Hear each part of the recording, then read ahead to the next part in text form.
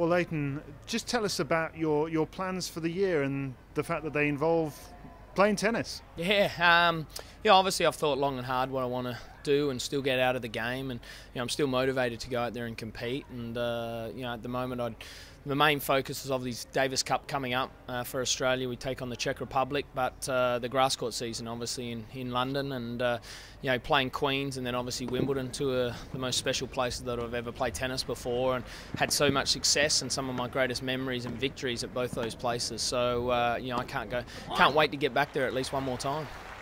When you were formulating this plan, how long did it take for you to come to the decision that that's what I want to do? Well, I'd pretty much always decided since I lost at Wimbledon last year that I was definitely going to go back and enjoy it one more time. I love the grass court swing, so my focus was obviously I've still done enough work that my body's feeling in good enough nick at the moment to go out there and compete against these guys, still over 5 sets, and I still feel like on grass I have probably my best opportunity as well.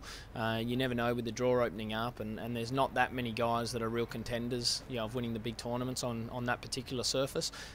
But then after that, I pretty much focus on now making the decision to finish up in Australia, obviously where it all started for me. You've had a lot of years at Queen's specifically. What memories stand out for you? Probably one of the biggest ones was when I beat Pete Sampras in the first final there in Queens. It was a really hot summer's day in England, which was surprising. I just remember in the warm-up, Pete's slice backhand, how much it was skidding through and staying so low, and I just kept shaking my head thinking, how the hell am I going to keep getting this back all day? And I was able to actually win in straight sets, and some of my best returning has ever been done on that centre court at Queen's Club. So for me, I just love getting back there each year and preparing for that tournament.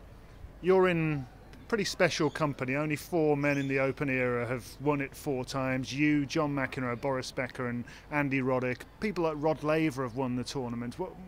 What is it about the place for you that is special? Well, it's the tradition and history of the place as well. When you walk into Queen's Club, very much like the All England Club at Wimbledon, you feel the history of the place as soon as you walk in there. Obviously the grass courts, they're prepared so well, but centre court out at Queen's, you don't get a bad bounce out there.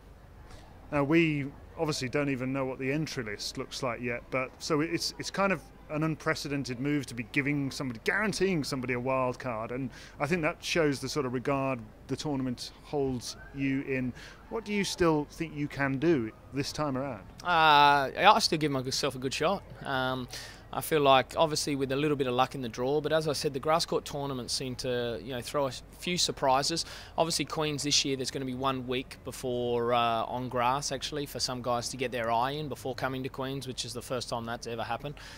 So that's going to be a big difference I think as well, and obviously going up in stature to an ATP 500 event as well. So there's more points and a bit more pressure I guess on the line now that it's a slightly bigger tournament on the calendar. So I'm still going in there to hopefully do some damage and hopefully avoid some of the real big names, because that's one of the biggest things, and I guess most proudest memories of winning the Queen's tournament. It always has such a great list. You go there and so many world #1s and Grand Slam champions and guys that are going to hold up the Wimbledon trophy a couple of weeks later often do their preparation at the Queen's Club. And you did that, of course, yourself.